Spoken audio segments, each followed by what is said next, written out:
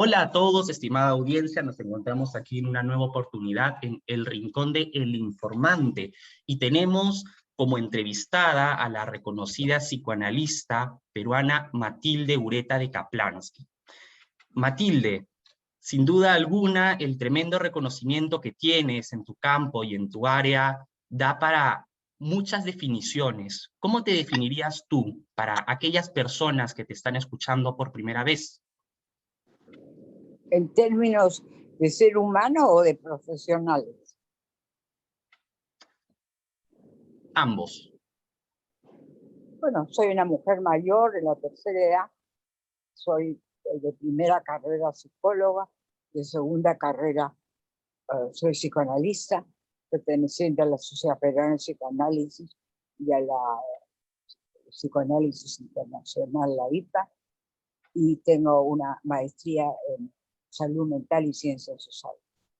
Soy viuda, tengo un hijo, 3 nietos y 2 bisnietos. Y sigo trabajando después de 53 años de vida activa lo más que puedo y muy contenta y feliz, dando gracias a todos los dioses por haberme dado la posibilidad de estar todavía en esta edad lúcida. Ahí está. Muchas gracias, Matilde. Me gustaría empezar como primera pregunta hablando sobre el miedo. El miedo se ha encontrado presente principalmente en esta pandemia, que ha venido a ser una etapa de cambios. Hemos visto cómo la actual coyuntura ha impactado profundamente en este contexto electoral que ha estado viviendo y que aún está viviendo nuestro país. Y justamente el grueso de la población ha decidido, ha definido su voto en el balotaje, en la segunda vuelta, en base a un cierto temor, a un cierto miedo. Por ejemplo, personas que han decidido votar por la candidatura de Perú Libre, de Pedro Castillo, porque temían las consecuencias de un posible gobierno de Keiko Fujimori, y viceversa, personas que votaron por Keiko Fujimori porque tenían cierto temor, cierto miedo a las posibles repercusiones que podría haber en un gobierno de Pedro Castillo. La pregunta es la siguiente: ¿hasta qué medida el miedo puede influir en la toma de decisiones de las personas en algo tan importante como es el voto? El miedo es el factor sustantivo de la conducta humana. No solamente para una elección, para la vida misma cotidiana. Es decir, hay la pulsión de vida, hay la pulsión de muerte y hay la pulsión de huida, que está basada en la especie humana en el sentimiento de miedo. Quiere decir que es una pulsión muy importante y trascendente. Así que no es absolutamente nada nuevo, ni tampoco nada original, ni tampoco no esperable. El miedo es definitivo en la conducta humana, sea para cualquier cosa. ¿Y tú consideras que las personas son como un vaso que lo puedes llenar con miedo, por hacer una especie de metáfora, y en el cual hay un tope? No, es que no se trata de una metáfora. A ver, el miedo es innato, es como parpadear, es un principio básico de funcionamiento anatómico, fisiológico, psíquico, biológico, en suma, del ser humano. O sea, no es que se llene o se vacíe, está ahí siempre, en cualquier cosa que hagamos. No tiene nada de metafórico, nada de literario, ni poético, ni nada. Es así como tenemos un corazón que funciona, la diástole, la sístole y demás cosas, y pulmones con aire, oxígeno, etcétera, etcétera, riñones, el miedo es parte de nuestra biología. Y si se abusa de él, ¿puede ser perjudicial? Hay momentos, también por otro lado, en el cual el miedo es beneficioso para nuestro accionar, por ejemplo, en materia de supervivencia. No entendí bien. A ver. Me explico. Por ejemplo, el miedo es visto muchas veces como algo negativo. Esto se da en todos los casos. En todos los casos, la presentación fuerte del miedo en circunstancias determinadas es algo negativo. Hay casos en los que el miedo puede ser positivo. Sí, claro, puedes hablarte de la vida, pero no siempre es negativo, efectivamente, porque es parte de lo que yo llamaría el miedo, puede alertarte para que se ponga en marcha una serie de mecanismos, otros, para poder tener estrategias de sabotaje. Entonces, el miedo no siempre es negativo, también es parte de nuestra constitución, Elías. No es algo que se pueda prender o apagar, está en nosotros. Y en esta coyuntura electoral, en estas semanas de tanta tensión que ha vivido nuestro país y que está viviendo aún, ¿cómo consideras tú que se ha presentado? ¿El miedo? Así es. Ay, en todas sus formas y estilos, absolutamente.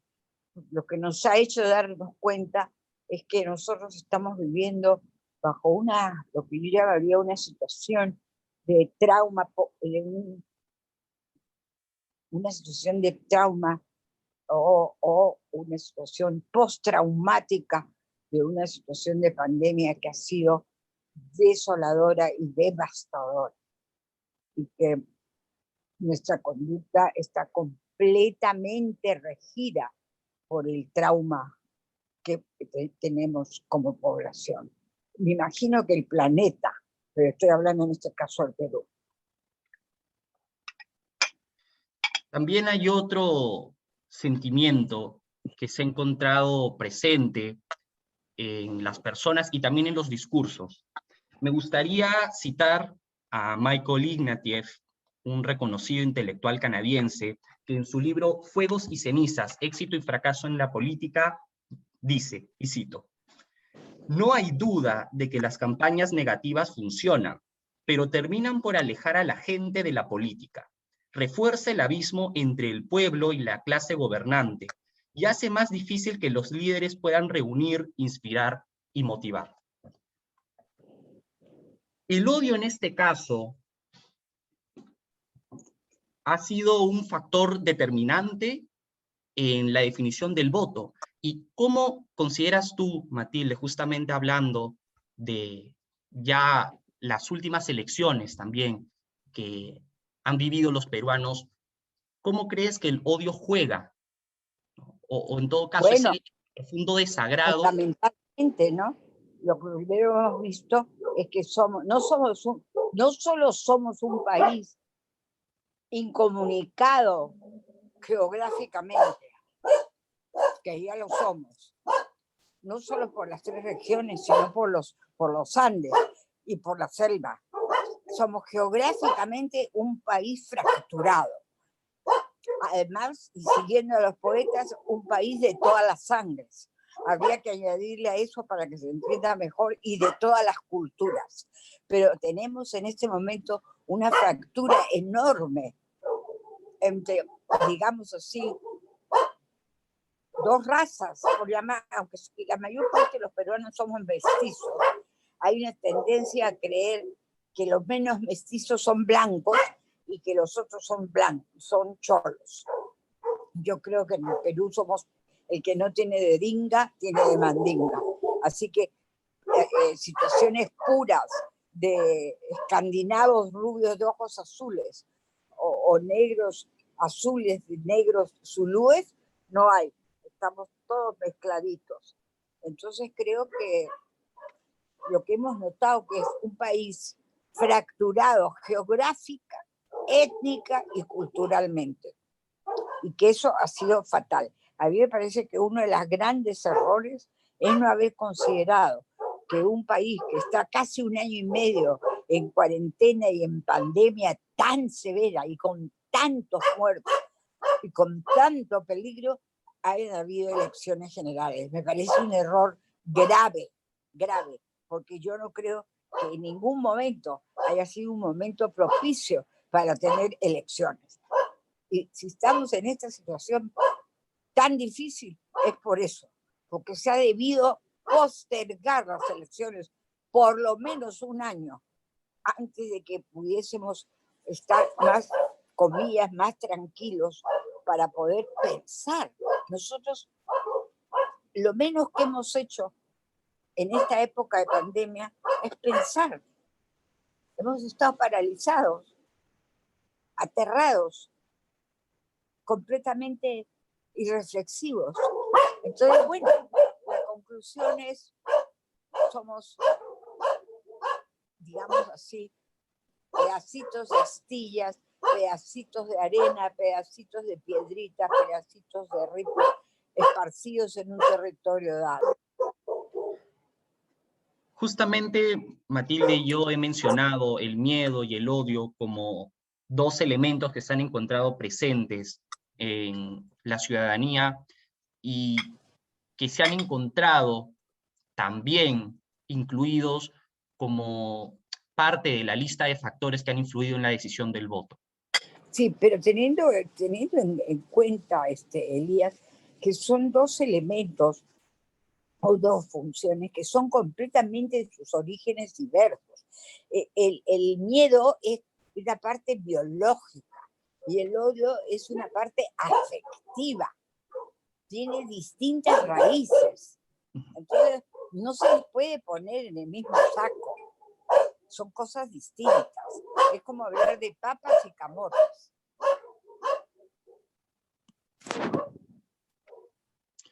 Así es. Sí, yo hacia donde iba con esta pregunta era qué otros factores, porque estoy hablando justamente sobre una lista de factores que han determinado una decisión tan importante como el futuro del país, ¿qué otros factores agregarías tú que se encuentran presentes ahora en la mente de las personas, en la psiquis de las personas, que han influido justamente en esta decisión? ¿En qué decisión? En la decisión del voto. Bueno, es más que suficiente, ¿no? El miedo es casi el 100%. Yo creo que el trauma, la situación de trauma, ¿no? Es un estrés postraumático de niveles realmente casi no mensurables, por un lado. Y por el otro, los medios tampoco han ayudado a que la población se tranquilice. Y tampoco era posible que se tranquilizara. Todavía no habían llegado casi las vacunas. Estábamos en una situación muy dramática, muy dramática. Entonces, a mí me parece un gran error que hayan habido elecciones. Pero en fin, es otro tema. Pero ya está hecho y estamos pues frente a una situación. Creo que uno de los factores fundamentales es que tenemos unas instituciones muy débiles, muy frágiles. Tenemos un nivel civilizatorio muy, muy vulnerable. Tenemos una situación, lo que yo llamaría de corrupción estructural gravísima.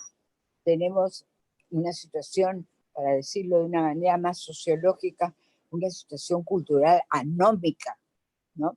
Entonces, es una población traumatizada por el estrés postraumático, absolutamente descolocada en su vida usual, cotidiana de los últimos 100 años. Luego de eso, con el peligro de morirse en cualquier esquina. Después está en su cuarto, aterrado sin poder salir ni al balcón. Y en la puerta, tocando el timbre, la muerte, viniéndote a buscar. Entonces, ¿cuáles son las condiciones para poder hacer nada? Nada. muy enfermos psicológicamente, todos. Entonces, me parece que la creencia en los partidos políticos, nula. Veníamos de vacancias, veníamos de cambios de presidente, veníamos de una situación política desastrosa desde todo punto de vista.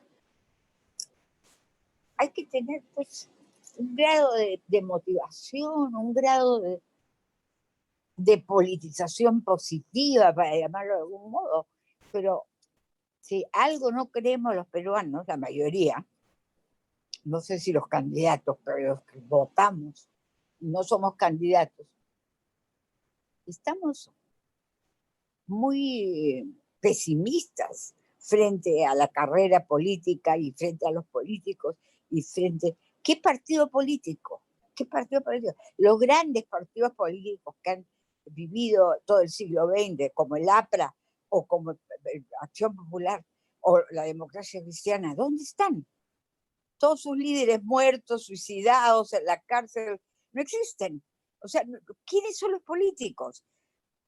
Las personas que hemos estado viendo en la televisión, es decir, es una peor que la otra, o el otro, es decir, es terrorífico, gente en la cual tú no puedes confiar, ni para tomar un vaso de agua, ya no hablemos de un café. Una masa que no cree en la política, ni cree en las acciones, ni cree en nadie. Entonces, ¿qué importa? ¿Y qué repercusiones crees que esa situación podría tener a futuro? Hablemos a un largo plazo, por ejemplo, de aquí a 20 años. ¿Cuáles serán las consecuencias de todo este sentir que estás relatando? No te he entendido. Tú hablas sobre una población traumatizada, ¿no?, que está viviendo una coyuntura completamente anómala, prácticamente sacada de la ciencia ficción, en el cual... No tan sacada de la ciencia ficción, ¿eh? Es lo que está pasando en el país. ¿Eh? Por supuesto, por supuesto. Allá, okay. Pero me refiero a que si es que nosotros nos hubiéramos puesto a pensar en el 31 de diciembre del 2019, que estaríamos viviendo una pandemia, el 10 de julio del 2021 parecería una cosa impensable prácticamente. Entonces, en ese sentido, ya con todo lo que has contado, con toda la situación que se encuentra presente en la gente, cómo la pandemia ha influido en la psiquis de todas las personas, ¿qué repercusiones va a tener esto en el futuro? Por ejemplo, la desconfianza de la que hablas hacia la clase política, ¿no? O esta etapa de intenso estrés que estamos viviendo. ¿Qué repercusiones va a tener de aquí a unos años? Oye, pero perdóname, eso es que sería suponer que tengo la bola de cristal. Lo que podemos suponer es que lo primero que hemos aprendido con la pandemia es que vivimos día a día. Entonces, primero, lleguemos con las justas a 28 de julio si llegamos. Segundo, ¿qué repercusiones? Todas, buenas y malas. No podría decirte, contestarte esto. Lo que sí sé es que estamos frente al abismo y que cualquier cosa puede pasar. ¿Qué significa que pueda pasar? Que puedan haber en un espacio o en un escenario medianamente adecuado, que pueda haber gente que llegue a comprenderse, a establecer consensos, a discutir, a ponerlos en marcha. Eso es casi imposible. En un escenario más realista, se van a sacar los ojos y casi va a haber, yo no quiero hablar de una guerra civil, pero casi una guerra civil. Todos contra todos. Tercero, los territorios no colapsan, lo que colapsa son las poblaciones. Entonces yo veo que estamos ante una pandemia política muy severa y que creo, la veo con ojos muy pesimistas. Pero ruego a todos los santos y a todos los dioses de todos los mundos y de todo el universo y del Olimpo incluido, que nos iluminen y nos den un poco de calma, un poco de generosidad, un poco de voluntad solidaria para empezar a conversar, aunque sea. Pero por ahora eso lo veo bastante difícil y bastante dificultoso. Debo hacerte notar que ya estamos en los 24 minutos de entrevista. Así es. Muchas gracias. Y en ese sentido, tú has hecho una referencia hacia la solidaridad. ¿Qué tan presente se ha hecho esta virtud en la pandemia en función de lo que has podido observar, por ejemplo, también en tus pacientes, en tus consultas? ¿Qué ha salido más a la luz dentro del ser humano? Porque hay una suerte de dicotomía, una suerte de lucha entre esa suerte de instinto de solidaridad contra ese egoísmo humano. ¿Qué Mira, crees? es variado, eso es variado. Hay gente que considera que ha sido la peor época de su existencia y hay otros que dicen que agradecen a la pandemia porque se han dado cuenta de cosas que realmente necesitaban modificar y arreglar. Entonces, como verás, es bastante variado los argumentos. ¿Para qué vamos a negarlo? Hay gente que dice que les ha ido bien y otros dicen que les ha ido pésimo. Entonces, quedémonos, si se puede, pensando que de todas las situaciones uno debería, en todo caso, sacar lo mejor. No es el caso, no necesariamente eso es automático, pero digamos que por un momento nos ponemos pues muy positivos y vemos que sí se ha sacado lo positivo. Entonces, si eso es así, podríamos pensar que la gente ha aprendido que, en primer lugar, que no somos inmortales. En segundo lugar, que puede haber